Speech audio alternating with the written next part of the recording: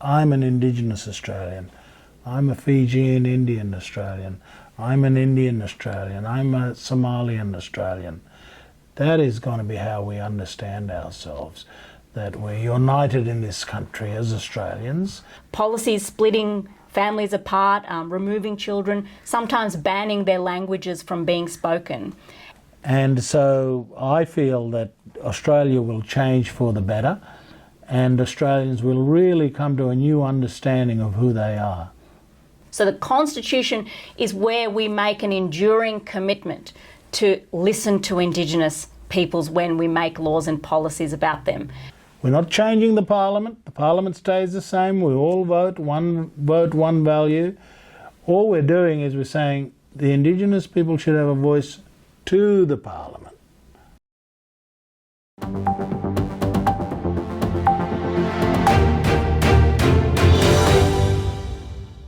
Good day everyone, my name is Navneet Anand from aajKal Local and Global. I begin with by acknowledging the traditional custodian of the land and pay my respects to the elders, past, present and emerging. Today's conversation is going to be very, very special and close to my heart. I have got two wonderful guests here with me, Mr. Noel Pearson and Dr. Shireen Morris. Welcome to the show. Thanks for having us. I feel proud and privileged to call Australia my home. Yes. What a wonderful place on this planet Earth we are living in. Thank you so much. Thank you. Voice to Parliament. We start with it. Your views on that? So the Australian Constitution has an important missing element, and that is the recognition of the First Peoples of the country. We now have an opportunity after 120 years to complete the Constitution by recognising the First Peoples. And it has been a long road to get to this point, but we're now literally just months away from a referendum that will allow the Australian people to vote on this question. Will we recognise Aboriginal and Torres Strait Islander peoples in the Australian Constitution? Now, if I have to give my view, my answer is yes, we do. We need the First Nations voice. What do you think about it? Oh, it's absolutely essential. You know, this week there was this Productivity Commission review of the Closing the Gap program, and it said what Indigenous communities have been saying for years and years and years. Basically, the report said that despite all the goodwill and despite lots of money spent trying to improve Indigenous disadvantage, we are failing abysmally to close the gap. And the Productivity Commission said it's because everything is top down. You know, governments way off in Canberra and bureaucrats make policies and programs about Indigenous communities around the country, but they often don't talk to those communities. They don't listen to those communities. They don't partner with the communities. It's all top down, right? So there's a gap that needs to be bridged. Absolutely. And if we want to improve outcomes, and if we want to get practical results in education and jobs and economic development in Indigenous community, the Productivity Commission has said yet again that governments need to listen to Indigenous communities. They need to do things in partnership, you know, where instead of imposing these solutions. So that's why this voice is so important. It's, as Noel said, it's an opportunity to recognise Indigenous peoples in the Constitution, but doing it in this practical way that will deliver real practical results for those communities and help Australia close the gap. Mr. Pearson, I would like to know it from your view as well. How was this arrived at? Well, this is a long campaign, or this constitutional recognition has a long history, going back to the 1930s. Really, you know, the Indigenous leaders were calling for recognition in this country and a voice to the Parliament for many, many decades. And this latest phase that we've been involved in the last 15 years is really just a continuation of this. I had the great fortune of having this young lady join me as a law intern in 2011. And Shireen really has been a powerhouse for us and for our movement. She's both a constitutional expert, but she's also got a very clear political understanding. She has helped me in the past dozen years prosecute this thing. And so she brings this intersection between constitutional law and understanding of the political history of this process. As well, she's an extremely good advocate for the reform. So I felt very privileged that I've had the support of Shireen as my advisor. She has been my advisor for the last dozen years. And I think Australians little understand the decisive role that she's played in bringing this about. Well, before I proceed, I would like to say thank you to Harish Velji, who has given me a chance to sit next to you too and try to have understanding more and more that I can bring it out to my audiences as well. Talking about the Uluru Statement from the heart, what does it exactly represent? Well, it represents a consensus amongst Indigenous peoples about what form of recognition we want in the Constitution. Now, a lot of people said that, firstly, you're not going to get the constitutional reform agenda off the ground. Well, we did in 2007 when the Liberal Prime Minister at the time, John Howard, committed to constitutional recognition.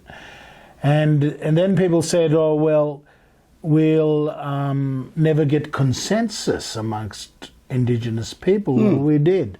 And the Uluru Statement represents that consensus. It really was a process that went out over a year, consulted in all corners of the country, had many conferences in different parts of the country, and all came together at Uluru. And when the choice was made that we want a voice to the Parliament, we want a Makarrata Commission to make agreements between the Parliament and Indigenous First Nations groups, and we want truth-telling about the history of the country, that was voted on at Uluru, and there was like 97% consensus around that.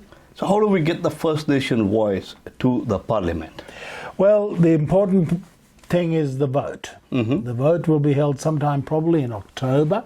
The government hasn't nominated exactly which weekend it's going to be held, but that's when the Australian people, I think 19 million or something, voters, it's up to them now.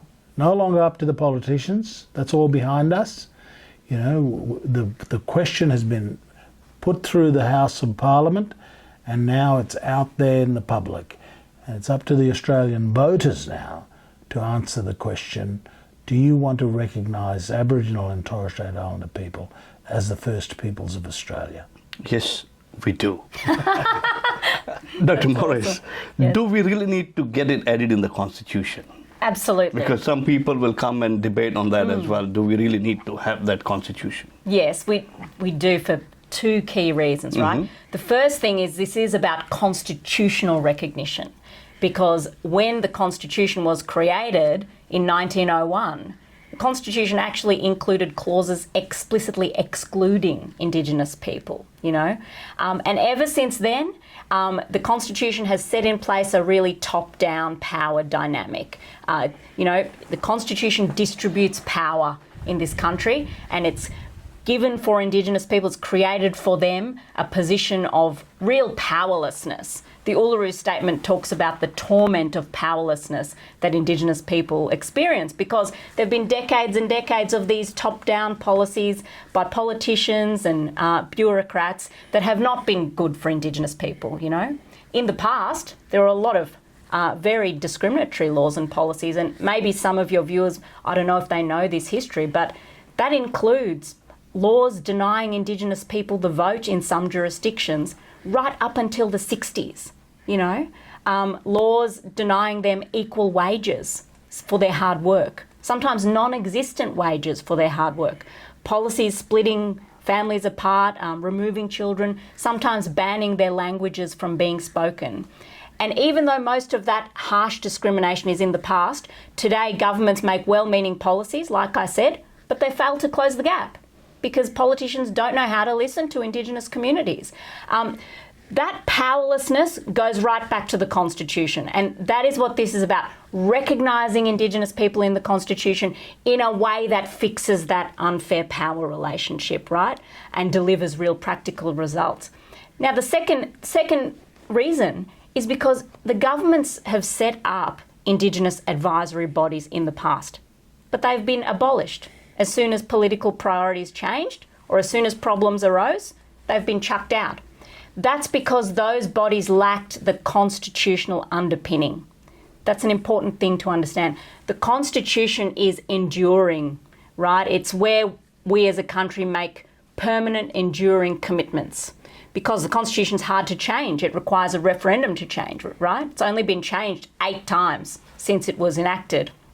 So the Constitution is where we make an enduring commitment to listen to Indigenous peoples when we make laws and policies about them. The permanence is the other reason that it's important this voice is guaranteed by the Constitution. Mr. Pearson, once again, I would like to say thank you to the Indigenous people who own this land. For people like us and Dr. Morris calling Australia his home is definitely a privilege for all of us. Thank you. What are the guiding principles for this voice? Well, the big thing we're doing is we're bringing the 3 parts of Australia together. And Shireen and I, in a sense, I represent the Indigenous. Shireen represents the multicultural unity of the country. And we went across to the Anglo-Celts in northern Sydney at Australian Catholic University, and we made the triangle. This is the future Australia. We're going to understand ourselves as Australians as having an Indigenous foundation, a British institutions exemplified in our Constitution, and this fantastic multicultural unity where we're all equal, we're all Australian citizens, and we all look in the mirror and say we're Australians. You know, I want the children of the future to never leave the word Australians out. I'm an Indigenous Australian. I'm a Fijian Indian Australian. I'm an Indian Australian. I'm a Somalian Australian. That is going to be how we understand ourselves, that we're united in this country as Australians, and nobody's kind of got priority. We're all got priority. We're all equal. It's just that what we're doing here is we're bringing in the people, the original people, into the Constitution, you know, finishing that circle and completing the Commonwealth, but importantly giving a voice. We're not changing the Parliament. The Parliament stays the same. We all vote, one value. All we're doing is we're saying the Indigenous people should have a voice to the Parliament. And it's going to be important to do it. There's many practical benefits that will flow from that. So what are the common myths and misbeliefs? Well, there's a lot of them flying around, you know, that we're creating. On the one hand, something that doesn't go far enough, and that's on the left side. On the right side, it goes too far. Well, actually, the truth is that this is a common sense proposal that is in the middle, that is not too extreme left, not too extreme right, and it strikes the right balance. And so I feel that Australia will change for the better, and Australians will really come to a new understanding of who they are. Because it's no veto, right? That's a key myth. No veto. It's just advisory. It's not a third chamber, you know, it's not a fourth arm of government. It's just constitutionally guaranteed Indigenous advisory body. The other common myth that you hear is this will divide us by race. Correct. That is incorrect, right? Completely wrong. As I said, the Constitution contained racially discriminatory clauses when it was created in 1901.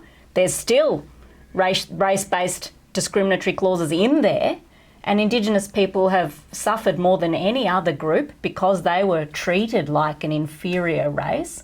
So when Peter Duff... Not anymore. Not anymore. But this is about correcting that, right? Correcting that exclusion that historic race-based exclusion and putting some positive inclusion, including those who were previously excluded, and ensuring that when government and parliament make laws and policies about them, they can at least give advice to make sure that those policies are fairer and better and more effective. In brief, how will this voting take place, and what would make that vote to be a formal vote? Yeah, that's a great question. So there'll be a referendum, similar to an election. So everyone needs to go and vote, but you need to write yes, right? It's not, you don't put a tick, you need to write the word yes in English. So that would make that formal. That's right, yeah, that's right. So it's a yes or no question. Are we saying yes to recognising Indigenous people in the Constitution through giving them an advisory voice in laws and policies made about them? We've got to say yes or no, and we've got to write the word in the box. Mr. Pearson, how has been the response from the multicultural communities here in Australia? Well, Indian Australians are a very strong support constituency for the voice. Very high levels of support, in fact. And I think Indian Australians understand the justice of this, and many of them are playing very active roles in the Yes campaign. Young people are involved, older people are involved. We're getting a very good groundswell. But not just the Indian community, the Chinese community, the Vietnamese community, we are getting and the Australian Lebanese community and other Muslim communities are very much behind us here. The ethnic Australia is really a very strong constituency for Yes. We're really relying on them, but at the same time, we find it very promising in those communities. Dr. Morris, what role can multilingual information can play in having this awareness to be generated to the best? It can play a really important role, and there's some very good multilingual resources out there. This great website has been developed called multiculturalforvoice.org. And if you go there, you'll see that over 150 multicultural, ethnic cultural organisations across Australia have signed up, committing to advocate yes for this referendum. And multicultural Australians can also sign up to be an ambassador there for their communities. And on the resources page there, you can see links to lots of different language resources. So the Uluru Statement from the Heart has been translated into different languages, and the government has translated fact sheets. So all the information you need, it's available in all these different languages. So there is a lot of information in different languages. Can you repeat the website once again? Yeah, it's called multiculturalforvoice.org. So go there, check it out. There's also this great video that Rachel Perkins, that famous Indigenous filmmaker, she made this awesome video showing multicultural support for this, and it's a really beautifully filmed thing. So I encourage you to check it out. Maybe you can broadcast that on your channel as well. We do that. Mr. Pearson, I understand that you have to go for the next program that's being organized by Mrs.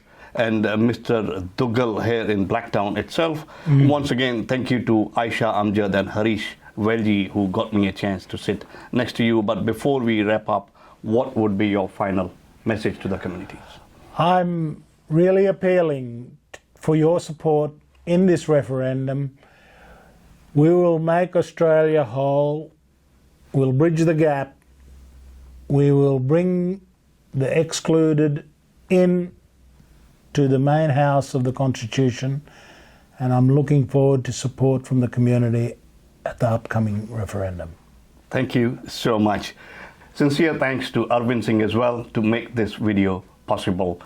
I call myself a proud Australian of the Indian heritage and would continue to have that privilege to be living in this wonderful country.